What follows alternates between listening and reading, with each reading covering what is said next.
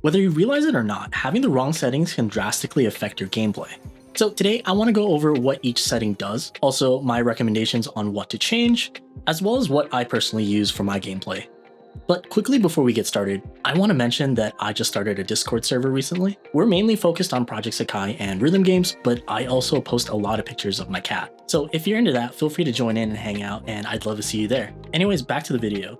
So on the main screen, go ahead and tap on the button on the top right, and go down to where it says Options. This is your settings menu, and the first thing you see is probably the most important settings, which are your note speed and timing, or offset. Note speed is the rate at which the notes come down the lanes. Increasing this value will increase the velocity, and more importantly, space out the notes from each other. Setting your note speed is really just a balancing act between having the notes nicely spaced out, while also being at a comfortable speed where you aren't panicking for every note. When you're absolutely brand new to rhythm games, having the note speed set to 8.0 is fine, but as soon as you're comfortable with the game, you want to start boosting the speed.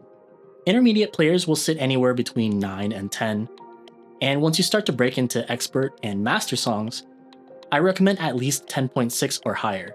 I personally play at 10.8 and 10.9 on some days, but I can technically go up to 11.2 before it starts to become too fast. Next up is timing, which is sometimes referred to as offset. This setting lets you adjust the audio in relation to the notes. Sometimes if you're using a wireless listening device, there will be some latency or a delay for the music. For normal listening purposes, this is fine and not really a problem, but once you're playing rhythm games, this can be absolutely destructive to your accuracy. So to fix this, you adjust the offset to move the music to align with the notes. If the music is starting too late, you adjust the timing by moving it to the negative side, and if the music is too early, you adjust it by moving it to the positive side. This is all just trial and error, and there's no right or wrong timing. It's different for everyone and can differ between devices and which server you play on. But if you're brand new to rhythm games, I recommend just leaving this at 0 and instead focus on learning patterns and other aspects of the game.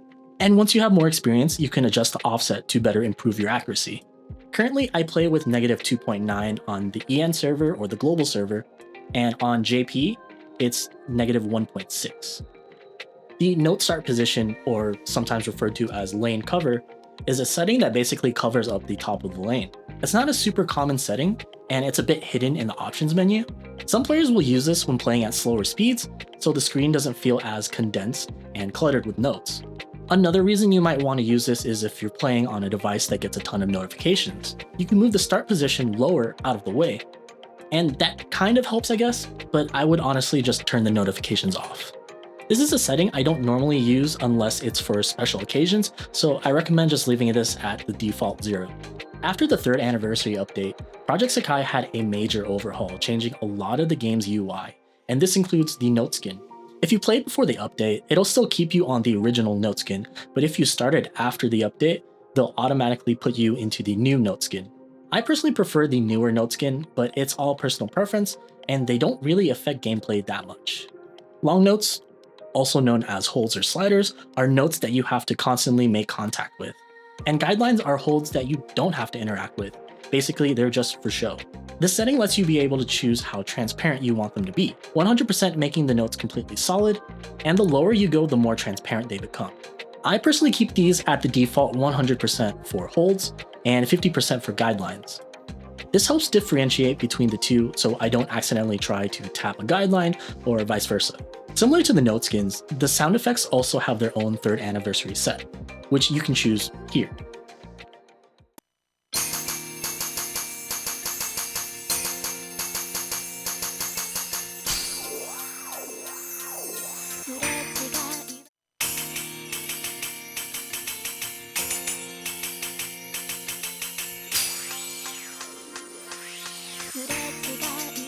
There isn't one that's better than the other, it's more of a personal preference. I personally don't have sound effects turned on, so this option is pretty much useless to me. Moving on to the next section, background brightness controls the brightness of everything behind the lanes and notes. This also includes music videos. I personally like to turn backgrounds down as much as possible. The game only allows you to do 50% at the lowest, but if available, I'd have it completely off and I would rather prefer a black screen. I recommend keeping this low as well so it's less distracting for you and you can better focus on the notes. Next is lane transparency. This one's a little harder to notice without a direct comparison, but this just changes how dark the lane area is. Here it is at 100% and 0%. It's very subtle, but I would recommend keeping it at 100%, so there's a little bit of contrast between the notes in the background. Tap effect lets you choose between the flashy animations that come up every time you hit a note, which is standard, or you can switch to simple, which reduces a lot of the effects and makes it more subtle. Personally, I like to keep it on simple. It makes it less distracting and easier to see the notes coming up. Well, coming down. Sudden effect is when your card skill is activating and the character pops in on the side. I personally find this very distracting and prefer to have it off. But it's personal preference, and I know some people like to have this turned on and it feels like your team's cheering you on or something.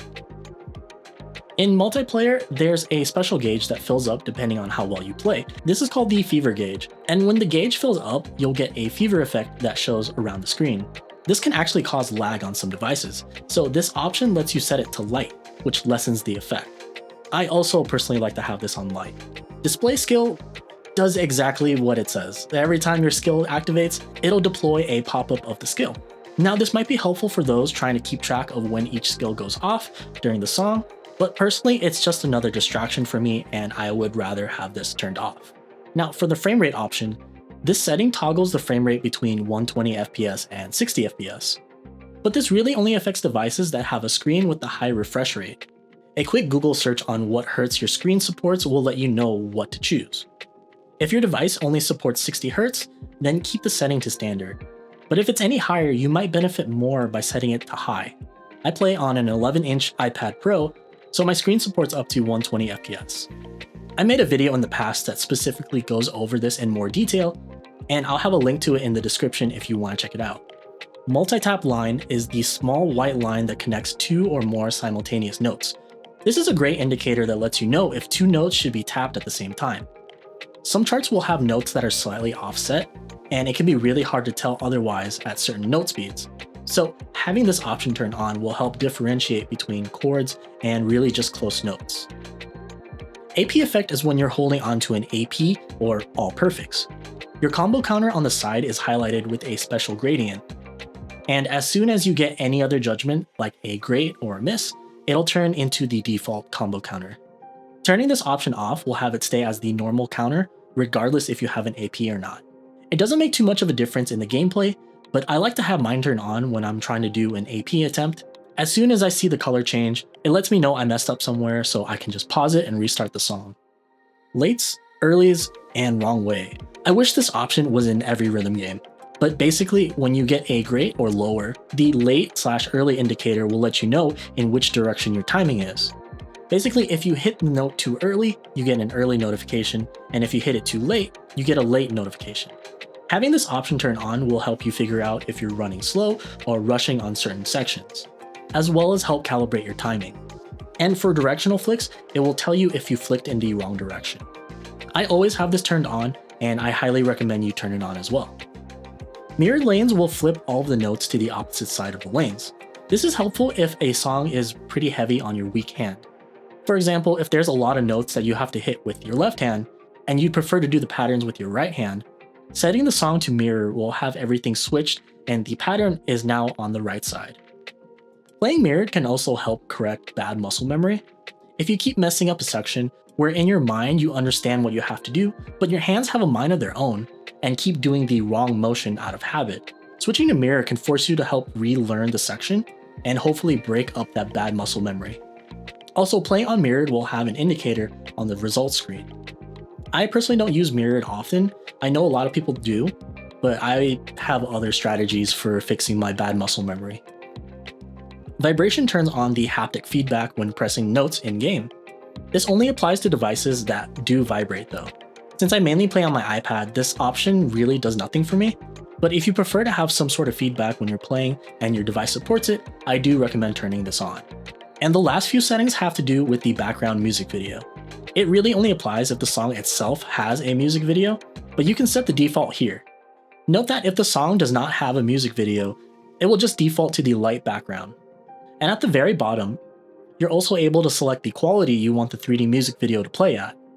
3D MVs are pretty graphic intensive, so if you're having issues playing, this is probably the first setting I would recommend lowering. I prefer to have a static image for the background, so I have this set to light. Alright, so that was a lot of information, and the other sections will go by a lot quicker, I promise. But if you're still here, feel free to leave a like on the video, and consider subscribing if you haven't already. Go ahead, I'll wait. Okay, it doesn't take that long. Now we're moving on to the volume settings. This is separated into two sections. Basically, you can think of it as overworld settings and live show settings. Overworld is where you can see all the little characters and interact with them and buy from the shops, as well as read stories, etc. And live show is the rhythm game, where you're playing the songs. So the first option is the BGM volume, or background music. In the overworld, this is just the music that plays in the background. But in the live setting, this affects whatever current song you're playing. I keep these both at 100%, and I recommend at least leaving the live setting at 100%. Unless you're doing a challenge where you want to play with no music for some reason. Or if you're tiering and you're playing the same song over and over for hours, sometimes even days. You can probably turn this off or set it to really low to save your sanity. Next up is the SE volume, or sound effects. In the overworld, this is button presses, entering and exiting menus, etc. Personally, it's not a big issue either way, and I just leave it on. But in the live setting, this is something that I have to turn off. In the live show, when you press notes, it plays a sound effect. And for the most part, if your offset is the default 0, it's fine. But because of my negative offset and the timing, this causes the sound effects to be delayed after each tap, which can become extremely distracting. So my recommendation is, if you're playing with the 0 offset, feel free to use any volume, on or off, but if you change your offset at all, make sure it's at 0%. And lastly is the voice volume. In the overworld, this is the character voices when you're reading stories or interacting with characters in any way. And while in the live shows, whenever the character cut-ins happen, it'll usually include a voice line.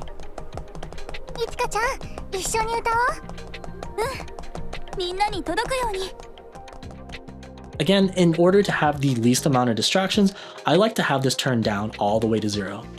But it's really a personal preference. If you prefer to be jump scared every few seconds, feel free to leave it on. Moving on to the system settings. The default song option refers to which vocals you prefer when playing songs. The Sekai version is where the song is sung by the Project Sekai characters, and sometimes accompanied by some Vocaloids. And the virtual singer version is usually the original or purely Vocaloid version.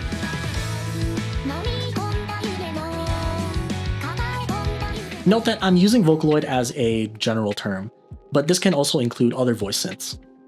And this option is all personal preference, and there's no right or wrong answer. Originally when I started the game, I only picked Virtual Singer, but now I actually prefer the Sekai version to most songs.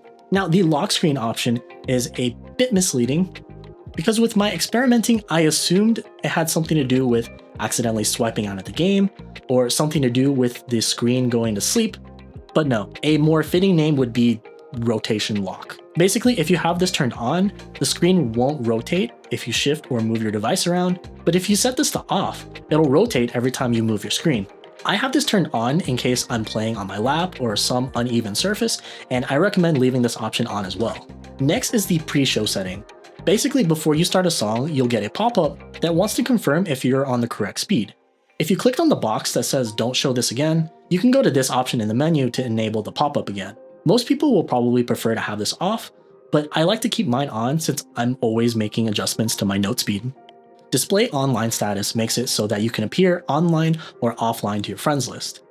In co-op, you're able to invite friends to your room, but only if they're online. If you're someone who prefers not to be invited for any reason, you can set this to off and always be displayed as offline. I keep this on because most of the time I do want to play some songs with people on my friends list, and for the times that I want to play solo, I can just decline their invites. Next is the bonus energy notification. Bonus energy, or some people refer to them as NATs, or the energy you get from natural regeneration. It refills 1 energy every 30 minutes. Usually you never want to leave this at max, because if it stops refilling, you're basically wasting free energy. So turning this option on will send you a notification letting you know when your energy is now full, and you should probably do a song really quick so it can start regenerating again. And I would recommend turning this on if energy management is important to you. Moving on to memory management. This is specifically for music videos, and this sets how many you can have stored at one time. For example, if 10 is selected for 3D MV, then only the last 10 songs with 3D MVs can be saved onto your system. As soon as you play an 11th song with a 3D MV, the oldest music video is deleted to make room for the newer one. And if you're really struggling for memory, you can choose to select Never Save. And this is one of the reasons why sometimes it takes forever for people to load into the co-op room, because they have to deal with downloading the music video. Fortunately, since my tablet is only for gaming, I have a decent amount of storage and I can choose to save all the MVs. The setting really depends on what your current storage is, so if you're low on storage, definitely pick one of the smaller options. And lastly for this page, if you're ever tired of seeing this pop up constantly, you can come to these options and fully download everything in your game. Basically, whenever you're interacting with anything new recently added to the game, it hasn't been downloaded to your device yet, at least not the important files. So for example, if you're reading a new story, the voice lines haven't been downloaded yet. And instead of downloading each file one by one, you can actually just download them all to save time in the future. I really don't recommend doing that though, because it takes up a ton of storage, but if you have to load up on one thing, I would probably choose to fully download the songs, if you have the storage to do so. Otherwise, leaving this as they are is completely fine. And for the final page, friend request permissions, setting this to always allow will let people send you friend requests at all times. While setting this to ID searches only will only let people send friend requests if they know your player ID. So if you're playing in a co-op match, random players can't send you friend requests. And the never allow will make it so that no one can send you a friend request. I have mine set to always allow, even though my friends list is full. Technically, I do have one slot open, but I leave this open so people can send me messages. Sorry I can't accept everyone as friends, but remember, we do have a Discord server, so feel free to join and hang out with the community. So, story recommendations.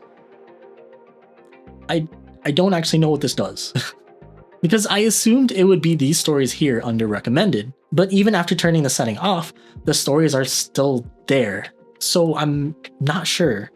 If you happen to know, leave a comment down below because I have completely no idea.